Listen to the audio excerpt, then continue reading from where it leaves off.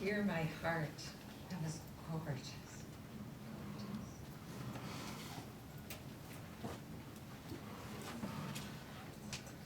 Thank you all for having me here.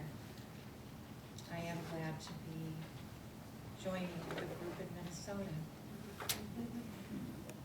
My dad grew up in Mendota, so Highway 13 has been a familiar road to me.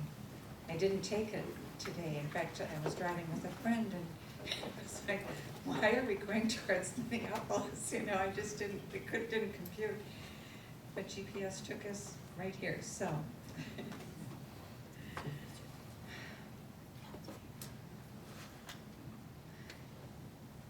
We live in a world where surfaces are not as solid as we have perceived them to be. Doors can slide open or shut on a world we once knew, and even on who we've believed ourselves to be. Who and what we've believed ourselves, our world, and what is beyond the world to be, is what love calls us to imagine, with new eyes, new senses, and a falling away of methods. Each time I am asked to stand before people to share about love, I am called to find my door. I begin by wondering what it is that I can be drawn to passionately deliver, because there's a sense of it all being too big. We take life in. We take love in. We take truth in. And then we have to find the door to bring it all back out. I ask myself, what is my door? So I decided that today I would like to talk about yours and to ask you to contemplate the same question and ask yourself, what is my door? I have 2 pocket doors in my home, the kind that slide into a wall and can be pulled out by sort of a flat lever that serves as a small handle. Well, one of these two doors is between my kitchen and my dining room and is never shut. I introduced each of my grandsons to this door when they were about 2 and just beginning to have the ability for the agility of pulling that little lever. Oh, this shock of a hidden door. A door tucked into a wall. A door in a familiar home. One they knew each inch of through crawling and feeling and climbing. A door that could be slid open and slid closed and melt away into the woodwork as if it didn't exist. Something totally unanticipated. Well, Jack, my youngest grandson, spent many months heading for this door the minute he would arrive at my home. He'd pull it out from the wall and with it at half-mast say, "Bye, Emma." And I'd say, "See you later, Jack. Don't be gone too long." And then he'd shut the door, only to moments later open it again and repeat.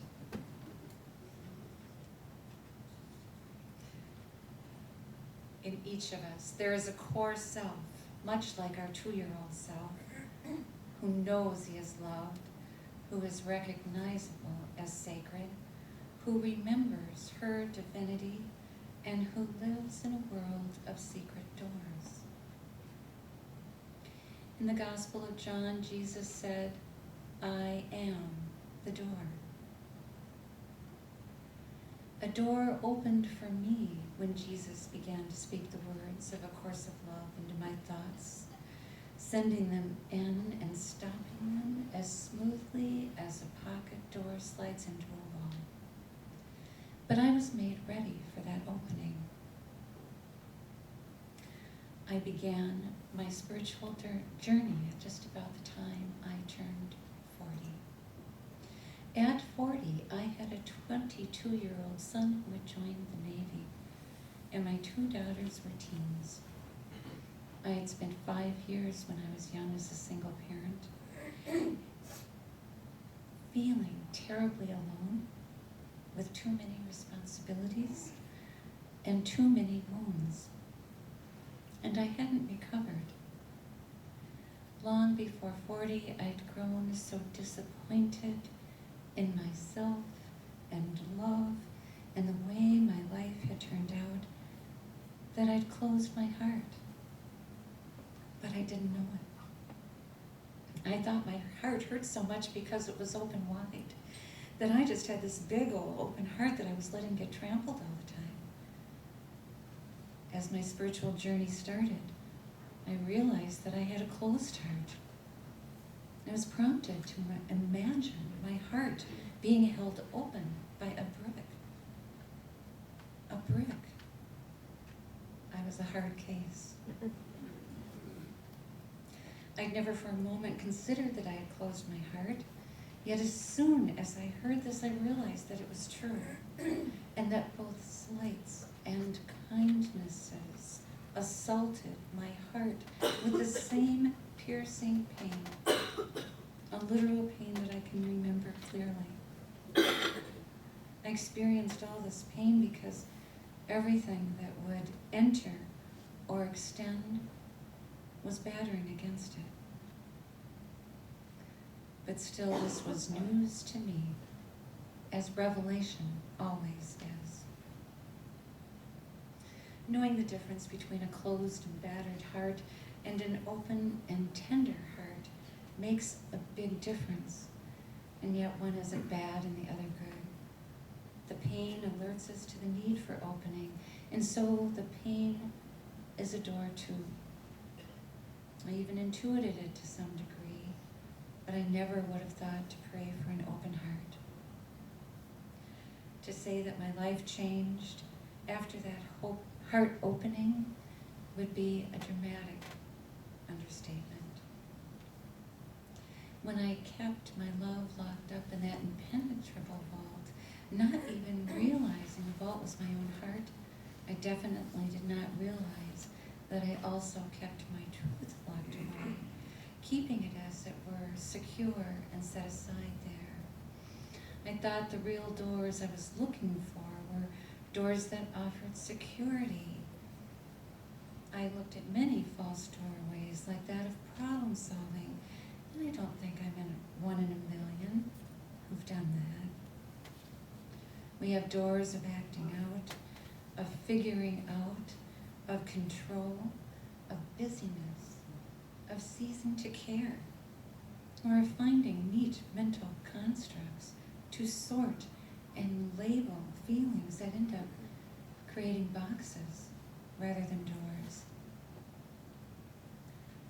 But when we open our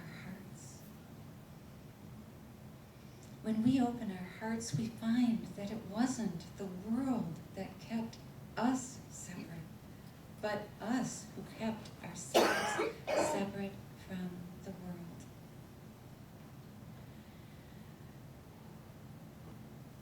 Us who closed our hearts to the world. This is what has made the world it is. I know this now, deeply and surely, and can assure you that as you and I throw open the doors to this safe house of our hearts, the truth of who we are will return, and other doors will open for us and this world we share. I'm talking of doors. Well, the reason I was invited was to speak, or to speak because of A Course of Love. Yet this isn't incongruous. Love is a door. A Course of Love can help open that door. Just as I didn't know my heart was closed, I also didn't know that the heart opened opens the door to the mind, that it is a heart that shows the mind where love's knowing can be found. This was revealed to me through my relationship with Jesus and reception of A Course of Love. Through this love, it was shown that heart and mind can join in unity, in wholeheartedness, and that wholeheartedness unites us from within. This inner uniting opens the unseen doors of life and consciousness, the doors through which we can explore and express and extend who we are. I heard these words early in the course that I received. A door has been reached, a threshold crossed. What your minds still would deny, your heart cannot. What your minds still would deny, your heart cannot. A tiny glimmering of memory has returned to you and will not leave you to the chaos you seem to prefer.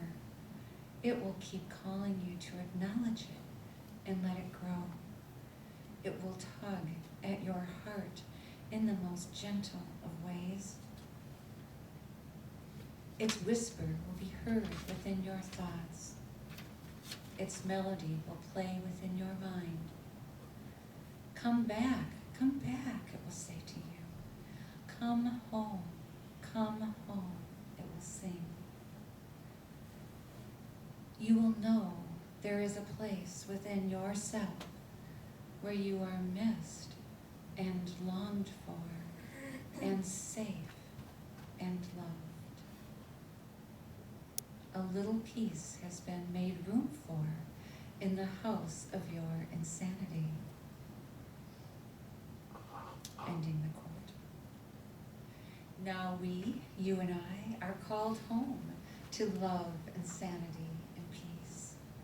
Each of us who has lived with the mind's judgment of no one more than ourselves, has had an imprisoned heart and an imprisoned personal self. Each of us who open the doors of our heart to love have entered Christ consciousness and had the cell door and the prison gates thrown open. To each of us a new world is offered. At first, having an open heart can find us feeling exposed. We may long for the neat way the mind had of hiding all of our tender places and even our dreams. But once we've opened our heart, there is, if you and I are willing to find the courage to be vulnerable, no turning back. Who wants the fake when you can have the real? When you can live authentically true to who you are?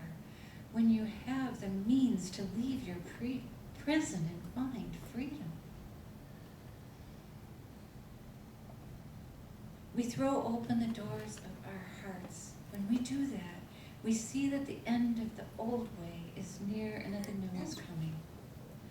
The old is an illusion that has been like a house with many doors.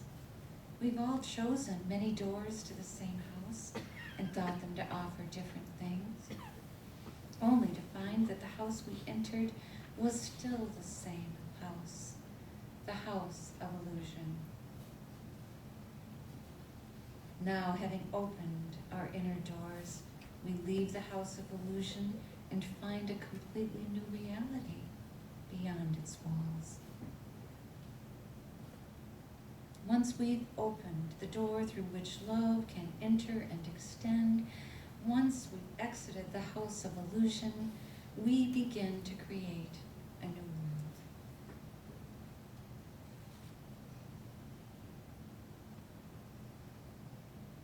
All wisdom traditions tell us to extend love outside our doors. They speak of the vast reaches where love could spread once it joined the world. They tell us how little need there will be for the angry ones to retain their anger. when love has joined the world. All across the world, we're being told in one way or another that we stand at the threshold of choice. We are seeing the ways of fear and judgment jostling with the ways of acceptance and love. Just a week ago, in marches nationwide, we heard cries of less fear, more love. The coming of this new time that is predicted is a choice that asks for our response. Second only to an open heart, I have found desire to be the great door opener to a new response. Desire always calls loudest and strongest when we're closest to what we have desired. This happened to me when I awaited knowing what this call was that told me through a dream that I could no longer sell my mind for money. My mind belonged to God. I spent many months fighting the call, many more months deciding to leave my job, and many months after I left it with a burning desire to know what my new work was. I didn't know. I was close to giving up by the time this course came, not because my desire had lessened, but because it was so strong and had gone so long unfulfilled that I had reached my peak of longing and desire.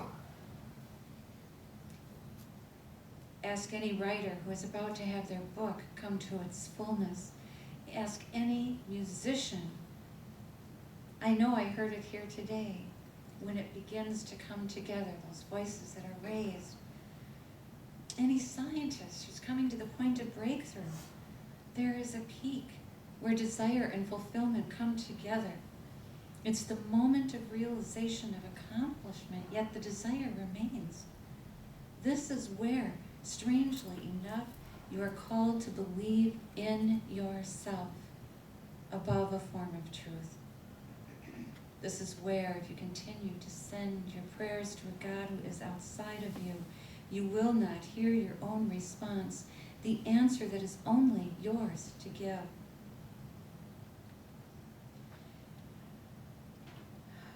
This is the door where all that is out there moves in here. Where in your relationship with your God, your art, your call, your life, your world, you see you can no longer pretend you are separate, that you are not part of it all, and that all of it is holy. This is where you become the door.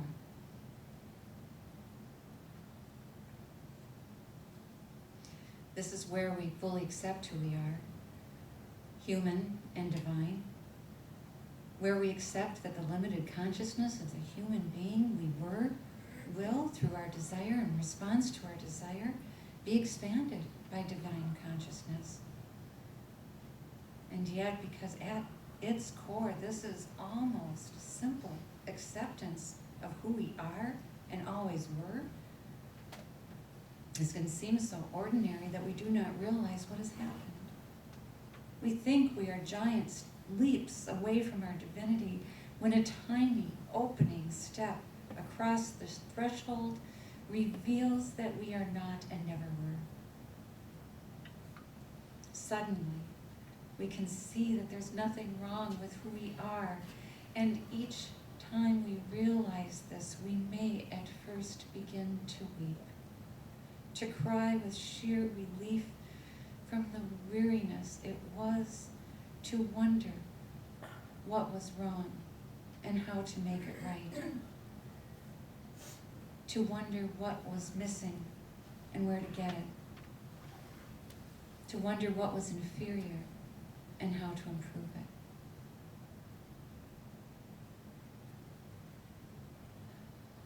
Love needs no methods, no programs, no effort, and no learning.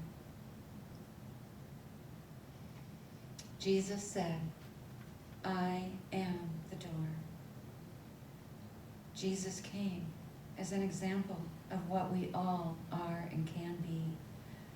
Beloved daughters and sons of God, carrying the God spark within us, manifestations of the one, and distinct amidst the many.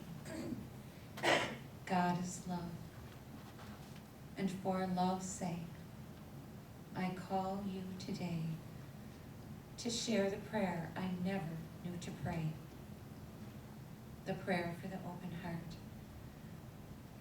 the prayer that will let love guide you with toddler-like wonder to all the doors that were before unseen and now are being revealed. And so it is.